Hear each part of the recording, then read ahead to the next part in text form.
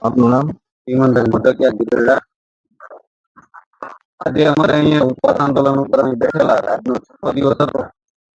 હવે પૂર્વ ધારાસભ્ય કુંજાભાઈ અત્યારે અહીંયા પધાર્યા હતા.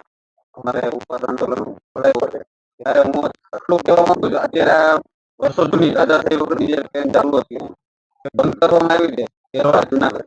એ તાત્કાલિક ધોરણે ચાલુ કરવામાં આવે, ને જો નહીં ચાલુ કરવામાં આવે તો અમે હજી ઉગ્ર આંદોલન પછી પણ અમે કરવા તૈયાર છે. અને મારે એટલું કેવું છે કે આજે અહીંના અત્યારે જે સરકારમાં બેઠેલા લોકો, જે ભાજપના આગેવાનો છે, સ્થાનિક આગેવાનો અત્યારે અહીંયા ધારાસભ્ય છે અમારે અહીંયા, હજી સુધીમાં ગીરગઢડાની મુલાકાતે કોઈ આવ્યું નથી. તો શું એ લોકોને અહીંયા ગ્રામજનો પ્રત્યે કોઈ લાગણી નથી કે શું એના મત માટેનો જે કોઈ ઓલો ઈરાદો છે? ગામ લોકો આ ગીરગઢડા તાલુકો આવે છે, હરમડિયા આવે છે, પછી ઉના તાલુકો આવે છે, તમામ લોકોને આ ટ્રેનની સુવિધા મળે છે. તો તમામ લોકો આમાં નાના વર્ગ લોકો છે, મજૂર વર્ગ છે, તમામ લોકો દવાખાના માટે જવું પડે છે, વેરાવળ જુનાગઢ જાય છે, તમામ લોકોને આ સુવિધા મળે છે ટ્રેનની.